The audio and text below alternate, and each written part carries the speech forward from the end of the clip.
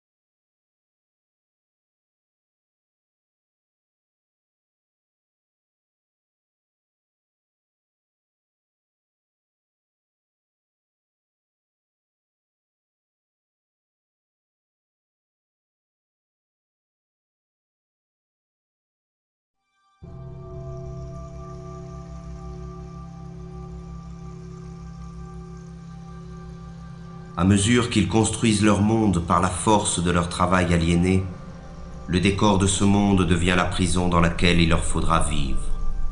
Un monde sordide, sans saveur ni odeur, qui porte en lui la misère du mode de production dominant. Ce décor est en perpétuelle construction. Rien n'y est stable. La réflexion permanente de l'espace qui nous entoure trouve sa justification dans l'amnésie généralisée et l'insécurité dans lesquelles doivent vivre ses habitants. Il s'agit de tout refaire à l'image du système. Le monde devient tous les jours un peu plus sale et bruyant, comme une usine. Chaque parcelle de ce monde est la propriété d'un État ou d'un particulier. Ce vol social, qu'est l'appropriation exclusive du sol, se trouve matérialisé dans l'omniprésence des murs, des barreaux, des clôtures, des barrières et des frontières. Ils sont la trace visible de cette séparation qui envahit tout. Mais parallèlement, l'unification de l'espace selon les intérêts de la culture marchande est le grand objectif de notre triste époque. Le monde doit devenir une immense autoroute, rationalisée à l'extrême, pour faciliter le transport des marchandises. Tout obstacle, naturel ou humain, doit être détruit. L'habitat dans lequel s'entasse cette masse servile est à l'image de leur vie. Il ressemble à des cages, à des prisons, à des cavernes.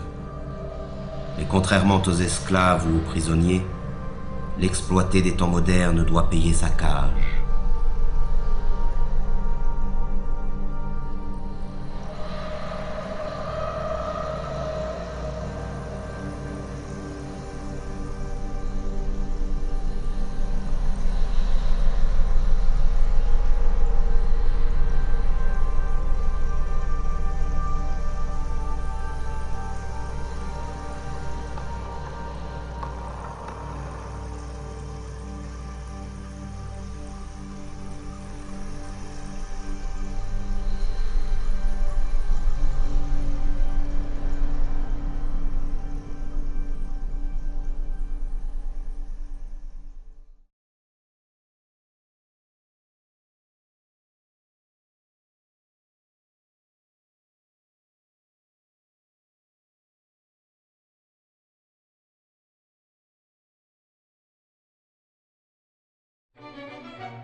Et c'est dans ce logis étroit et lugubre qu'il entasse les nouvelles marchandises qui devraient, selon les messages publicitaires omniprésents, lui apporter le bonheur et la plénitude.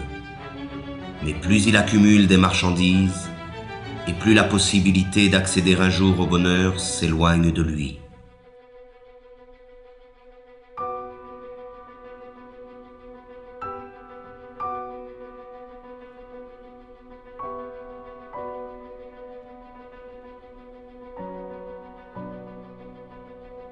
La marchandise, idéologique par essence, dépossède de son travail celui qui la produit et dépossède de sa vie celui qui la consomme.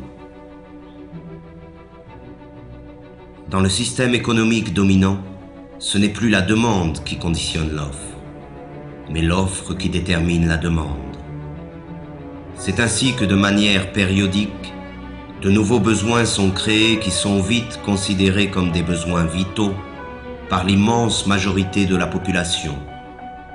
Ce fut d'abord la radio, puis la voiture, la télévision, l'ordinateur et maintenant le téléphone portable. Toutes ces marchandises, distribuées massivement en un laps de temps très limité, modifient en profondeur les relations humaines. Elles servent d'une part à isoler les hommes un peu plus de leurs semblables et d'autre part à diffuser les messages dominants du système.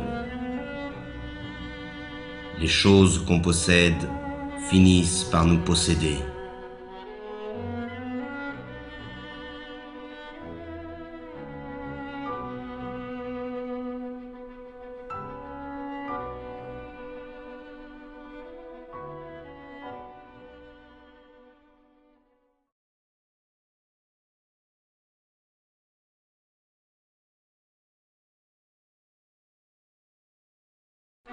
Mais c'est encore lorsqu'il s'alimente que l'esclave moderne illustre le mieux l'état de décrépitude dans lequel il se trouve.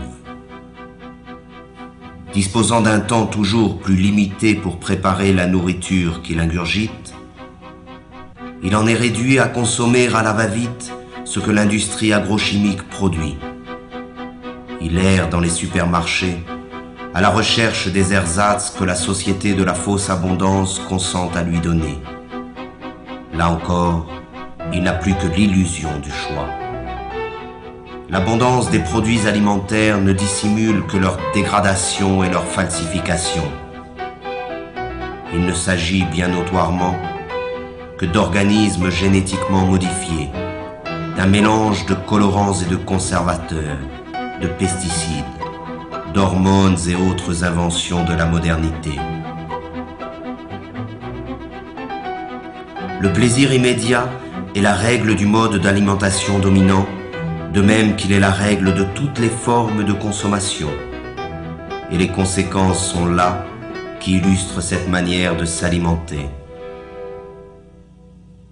Mais c'est face au dénuement du plus grand nombre que l'homme occidental se réjouit de sa position et de sa consommation frénétique. Pourtant, la misère est partout où règne la société totalitaire marchande. Le manque est le revers de la médaille de la fausse abondance. Et dans un système qui érige l'inégalité comme critère de progrès, même si la production agrochimique est suffisante pour nourrir la totalité de la population mondiale, la faim ne devra jamais disparaître.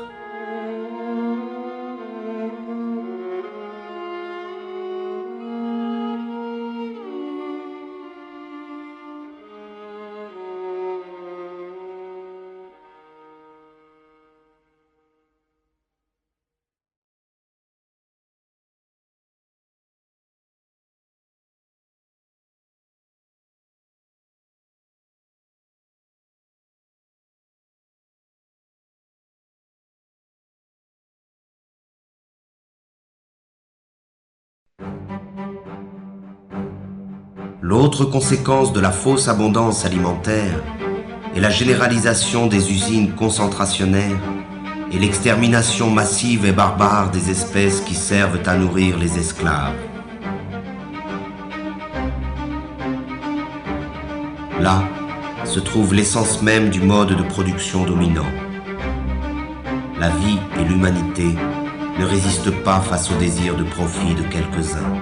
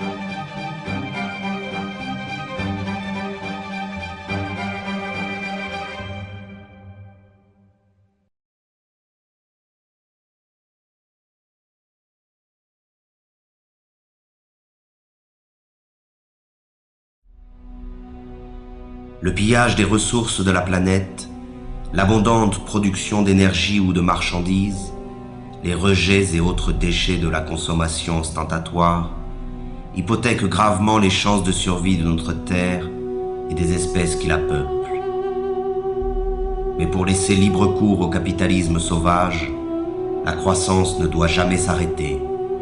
Il faut produire, produire et reproduire encore.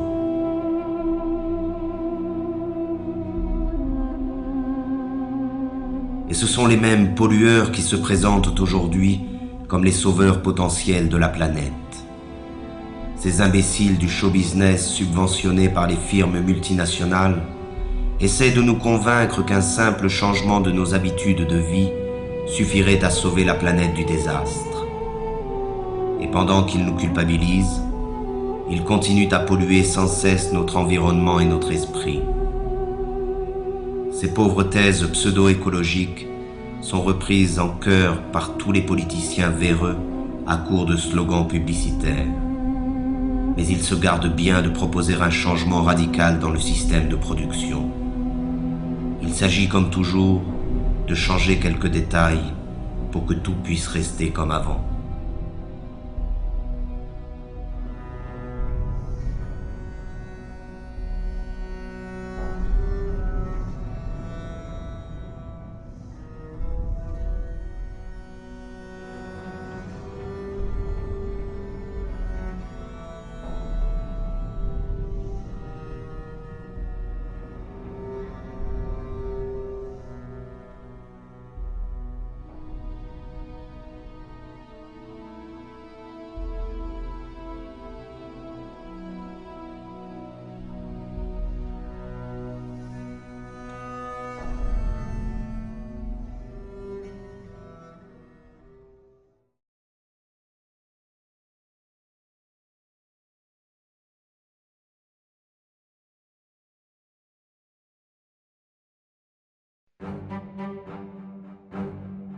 Mais pour rentrer dans la ronde de la consommation frénétique, il faut de l'argent. Et pour avoir de l'argent, il faut travailler, c'est-à-dire se vendre. Le système dominant a fait du travail sa principale valeur. Et les esclaves doivent travailler toujours plus pour payer à crédit leur vie misérable. Ils s'épuisent dans le travail, perdent la plus grande part de leur force vitale et subissent les pires humiliations. Ils passent toute leur vie à une activité fatigante et ennuyeuse pour le profit de quelques-uns. L'invention du chômage moderne est là pour les effrayer et les faire remercier sans cesse le pouvoir de se montrer généreux avec eux. Que pourraient-ils bien faire sans cette torture qu'est le travail?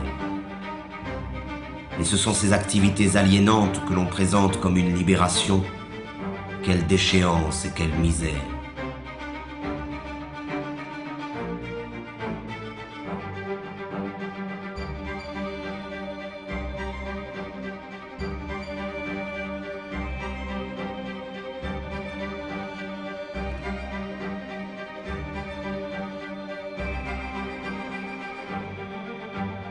Toujours pressés par le chronomètre ou par le fouet, chaque geste des esclaves est calculé afin d'augmenter la productivité.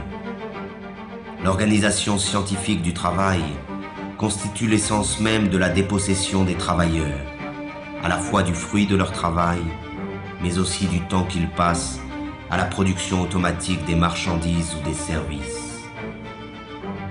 Le rôle du travailleur se confond avec celui d'une machine dans les usines, avec celui d'un ordinateur dans les bureaux. Le temps perdu ne revient plus. Ainsi, chaque travailleur est assigné à une tâche répétitive, qu'elle soit intellectuelle ou physique. Il est spécialiste dans son domaine de production. Cette spécialisation se retrouve à l'échelle de la planète dans le cadre de la Division internationale du travail. On conçoit en Occident, on produit en Asie et l'on meurt en Afrique.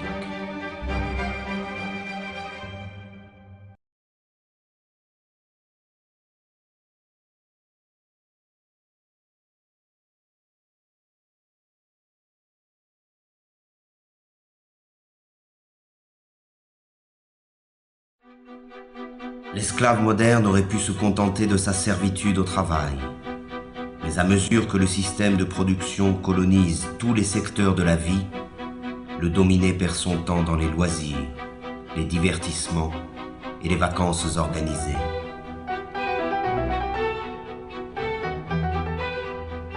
Aucun moment de son quotidien n'échappe à l'emprise du système. Chaque instant de sa vie a été envahi. C'est un esclave à temps plein.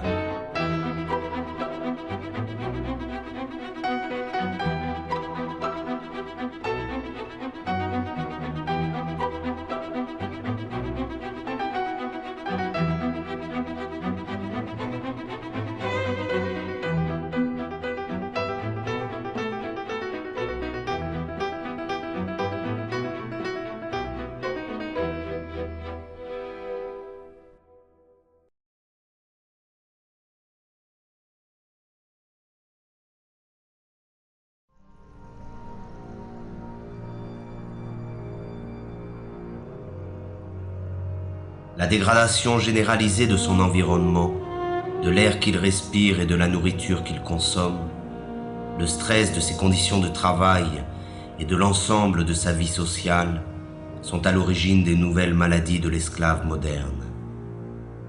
Il est malade de sa condition servile et aucune médecine ne pourra jamais remédier à ce mal. Seule la libération la plus complète de la condition dans laquelle il se trouve enfermé peut permettre à l'esclave moderne de se libérer de ses souffrances.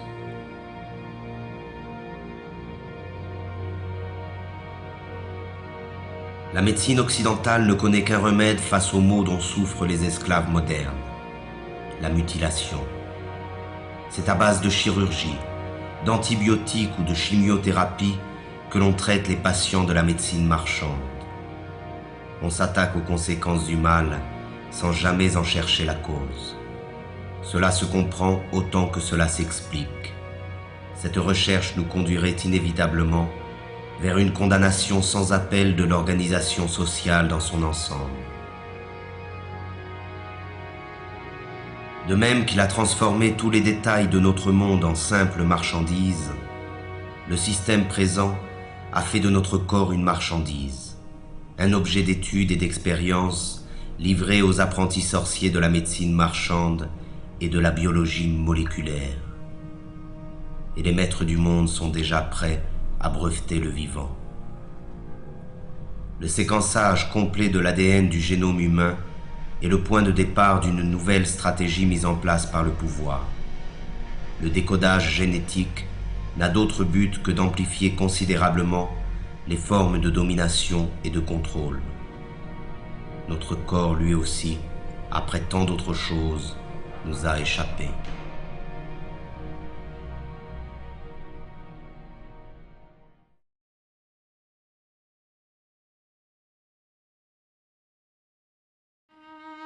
Le meilleur de sa vie lui échappe, mais il continue, car il a l'habitude d'obéir depuis toujours. L'obéissance est devenue sa seconde nature. Il obéit sans savoir pourquoi, simplement parce qu'il sait qu'il doit obéir. Obéir, produire et consommer, voilà le triptyque qui domine sa vie. Il obéit à ses parents, à ses professeurs, à ses patrons, à ses propriétaires, à ses marchands. Il obéit à la loi et aux forces de l'ordre. Il obéit à tous les pouvoirs car il ne sait rien faire d'autre. La désobéissance l'effraie plus que tout, car la désobéissance, c'est le risque, l'aventure, le changement. Mais de même que l'enfant panique lorsqu'il perd de vue ses parents, l'esclave moderne est perdu sans le pouvoir qui l'a créé. Alors il continue d'obéir.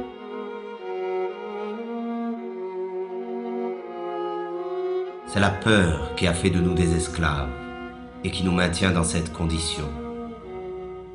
Nous nous courbons devant les maîtres du monde et leur police. Nous acceptons cette vie d'humiliation et de misère par crainte. Nous disposons pourtant de la force du nombre face à cette minorité qui gouverne. Leur force à eux, ils ne la retirent pas de leur police, mais bien de notre consentement. Nous justifions notre lâcheté devant l'affrontement légitime contre les forces qui nous oppriment par un discours plein d'humanisme moralisateur. Le refus de la violence révolutionnaire est ancré dans les esprits de ceux qui s'opposent au système au nom des valeurs que ce système nous a lui-même enseignées. Mais le pouvoir, lui, n'hésite jamais à utiliser la violence quand il s'agit de conserver son hégémonie.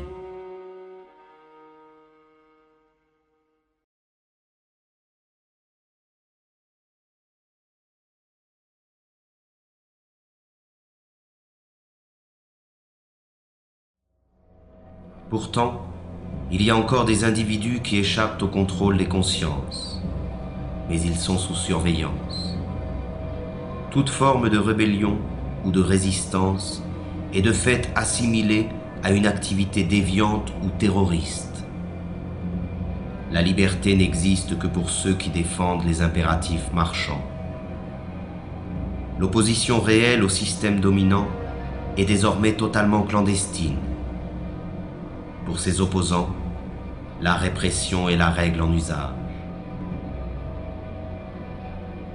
Et le silence de la majorité des esclaves face à cette répression trouve sa justification dans l'aspiration médiatique et politique à nier le conflit qui existe dans la société réelle.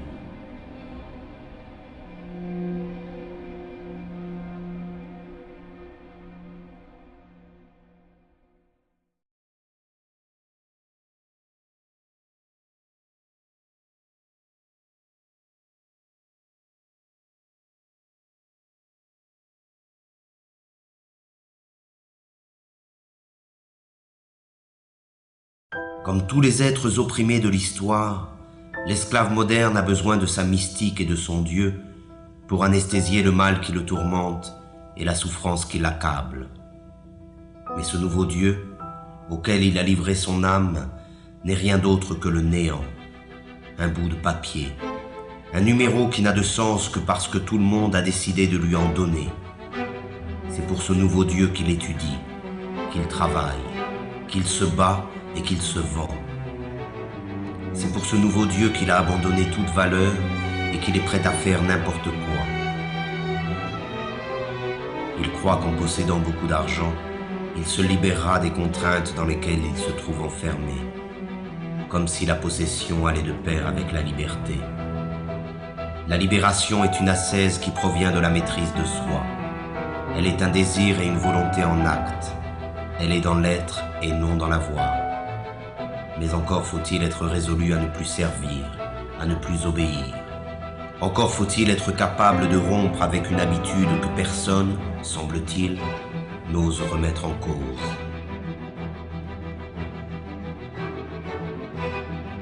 Or, l'esclave moderne est persuadé qu'il n'existe pas d'autre alternative à l'organisation du monde présent.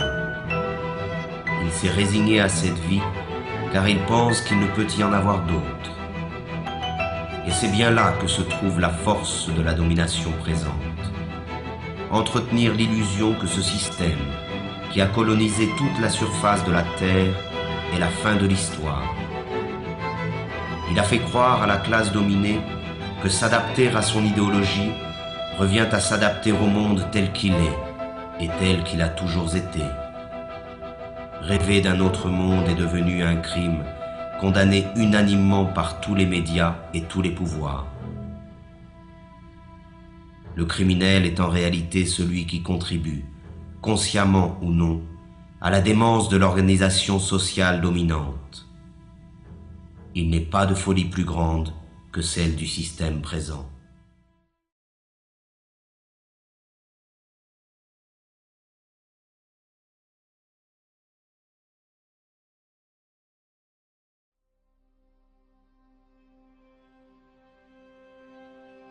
Devant la désolation du monde réel, il s'agit pour le système de coloniser l'ensemble de la conscience des esclaves.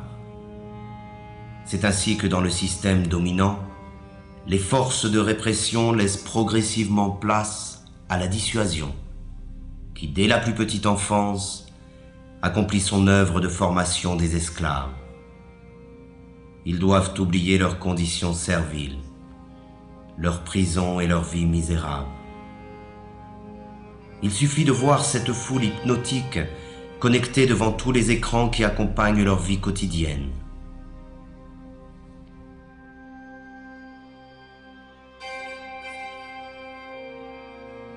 Ils trompent leur insatisfaction permanente dans le reflet manipulé d'une vie rêvée, faite d'argent, de gloire et d'aventure.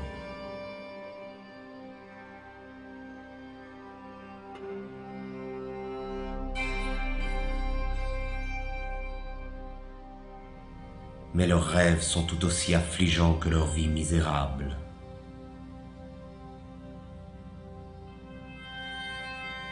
Il existe des images pour tous et partout. Elles portent en elles le message idéologique de la société moderne et servent d'instruments d'unification et de propagande. Elles croissent à mesure que l'homme est dépossédé de son monde et de sa vie.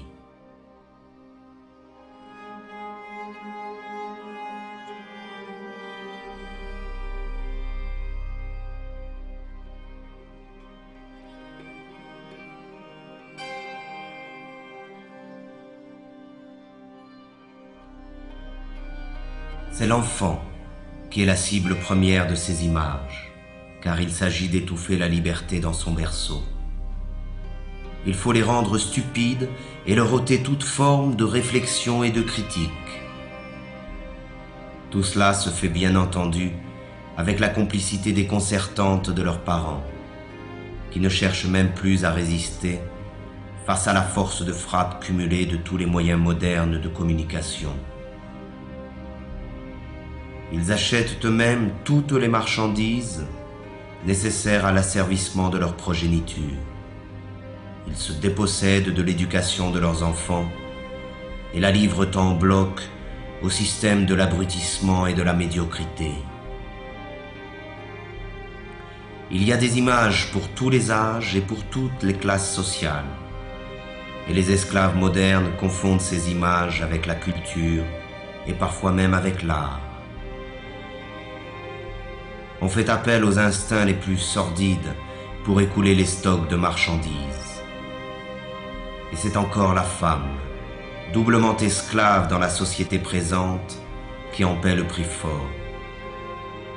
Elle en est réduite à être un simple objet de consommation. La révolte elle-même est devenue une image que l'on vend pour mieux en détruire le potentiel subversif. L'image est toujours aujourd'hui la forme de communication la plus simple et la plus efficace. On construit des modèles, on abrutit les masses, on leur ment, on crée des frustrations. On diffuse l'idéologie marchande par l'image, car il s'agit encore et toujours du même objectif, vendre des modes de vie ou des produits, des comportements ou des marchandises, peu importe, mais il faut vendre.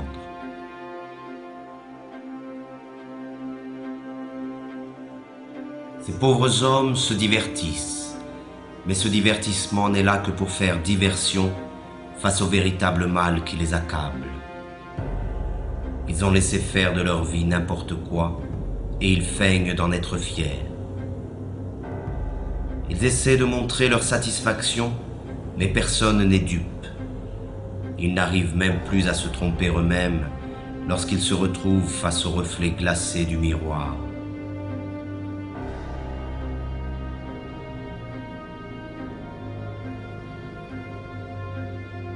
Ainsi, ils perdent leur temps devant des imbéciles censés les faire rire ou les faire chanter, les faire rêver ou les faire pleurer.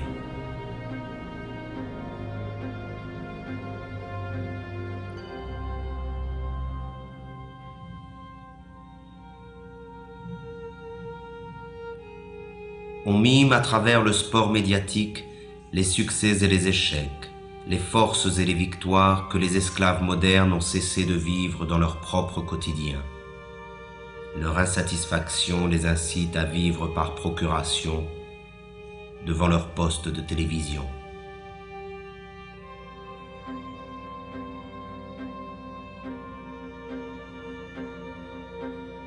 Tandis que les empereurs de la Rome antique achetaient la soumission du peuple avec du pain et les jeux du cirque, aujourd'hui c'est avec les divertissements et la consommation du vide que l'on achète le silence des esclaves.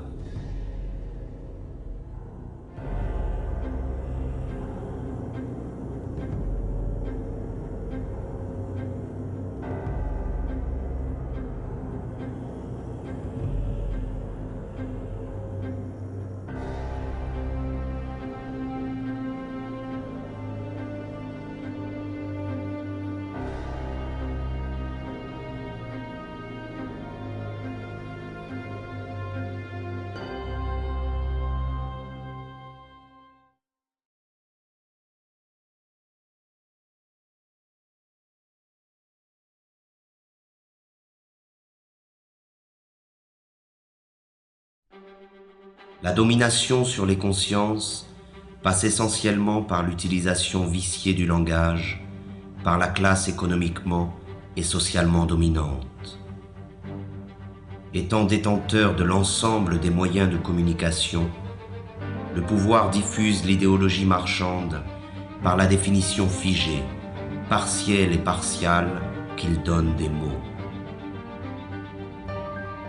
Les mots sont présentés comme neutres et leur définition comme allant de soi. Mais sous le contrôle du pouvoir, le langage désigne toujours autre chose que la vie réelle. C'est avant tout un langage de la résignation et de l'impuissance, le langage de l'acceptation passive des choses telles qu'elles sont et telles qu'elles doivent demeurer. Les mots travaillent pour le compte de l'organisation dominante de la vie. Et le fait même d'utiliser le langage du pouvoir nous condamne à l'impuissance. Le problème du langage est au centre du combat pour l'émancipation humaine. Il n'est pas une forme de domination qui se surajoute aux autres. Il est le cœur même du projet d'asservissement du système totalitaire marchand. C'est par la réappropriation du langage, et donc de la communication réelle entre les personnes, que la possibilité d'un changement radical émerge de nouveau. C'est en cela que le projet révolutionnaire rejoint le projet poétique. Dans l'effervescence populaire, la parole est prise et réinventée par des groupes étendus. La spontanéité créatrice s'empare de chacun et nous rassemble tous.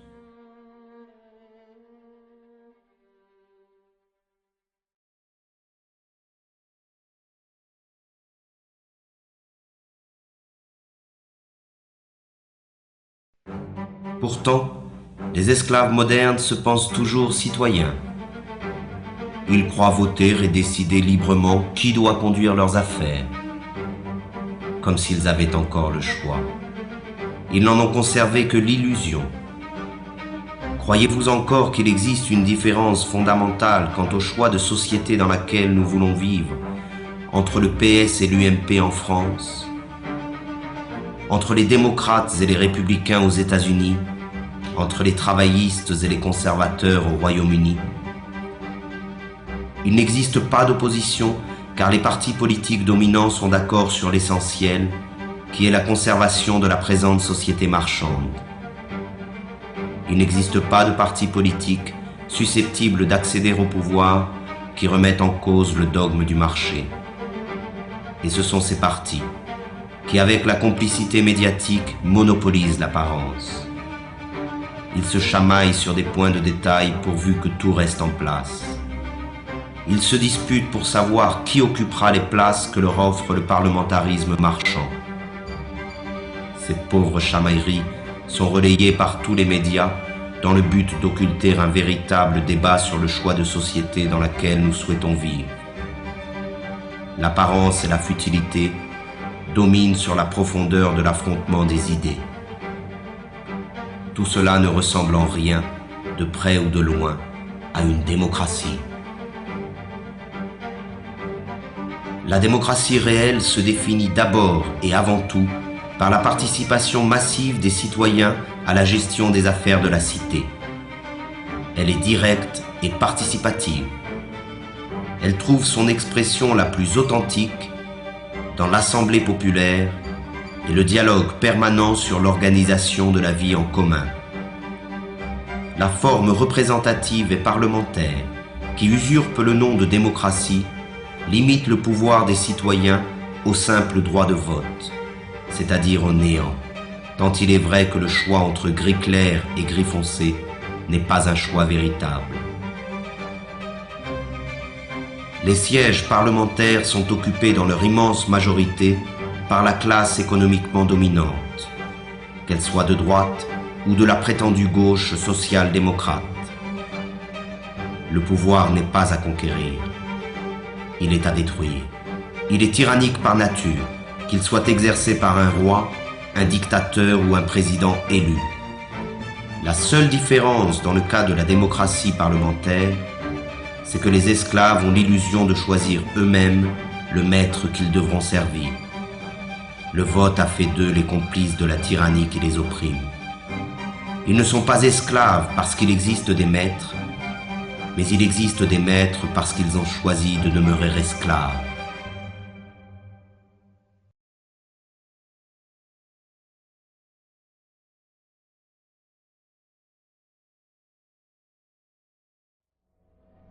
Le système dominant se définit donc par l'omniprésence de son idéologie marchande. Elle occupe à la fois tout l'espace et tous les secteurs de la vie. Elle ne dit rien de plus que « produisez, vendez, consommez, accumulez ». Elle a réduit l'ensemble des rapports humains à des rapports marchands et considère notre planète comme une simple marchandise. Le devoir qu'elle nous impose est le travail servile. Le seul droit qu'elle reconnaît est le droit à la propriété privée. Le seul Dieu qu'elle arbore est l'argent. Le monopole de l'apparence est total. Seuls paraissent les hommes et les discours favorables à l'idéologie dominante. La critique de ce monde est noyée dans le flot médiatique qui détermine ce qui est bien et ce qui est mal, ce que l'on peut voir et ce que l'on ne peut pas voir.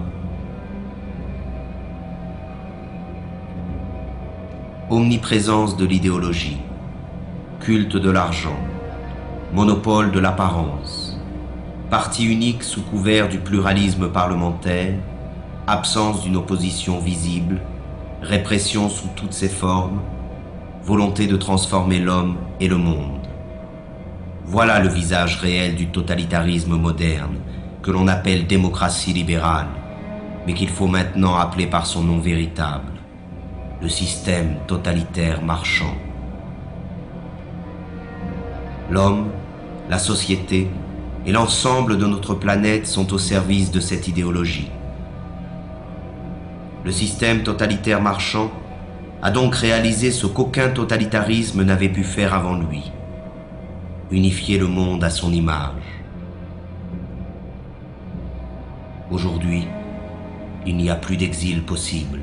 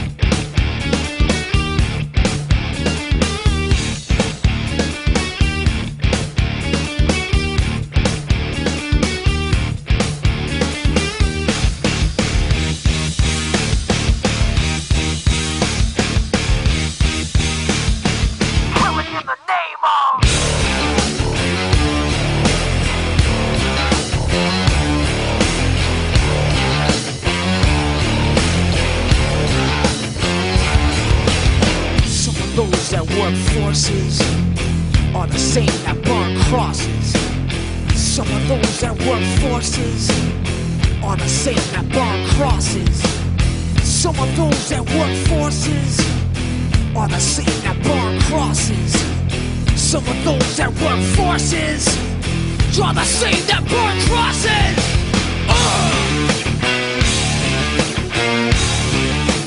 Killing in the name of, killing in the name of. Now you do what they told ya. Now you do what they told ya. Now you do what they told ya. Now you do what they told ya. And now you do what they told ya. And now you do what they told ya. And now you do what they told ya. And now you do what they told ya. And now you do what they told ya. And now you do what they told ya. And now you do what they told ya. And now you do what they told ya. Those who died are justified for wearing the badge and your chosen white. You're justified. Those that died for wearing the badge and your chosen white. Those who died are justified for wearing the badge and your chosen white. You're justified. Those who died for wearing the badge and your chosen white. Some of those that work forces are the same that burn crosses. Some of those that work forces are the same that burn crosses. Some of those that work forces are the same that burn crosses. Some of those that work forces are the same that burn crosses.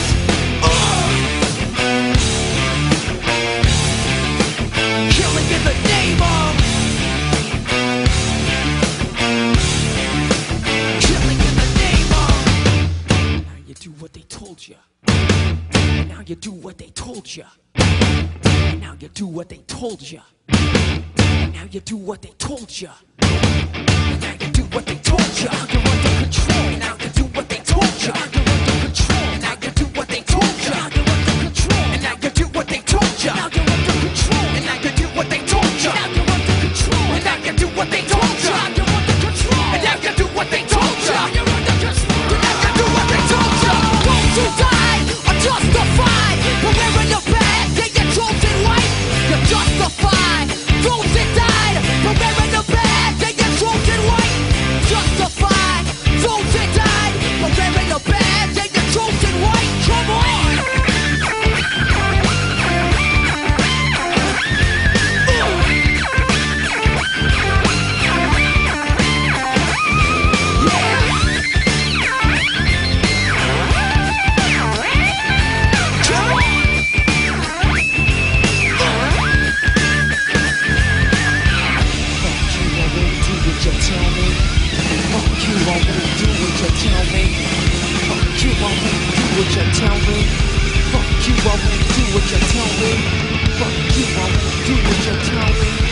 Fuck you, I won't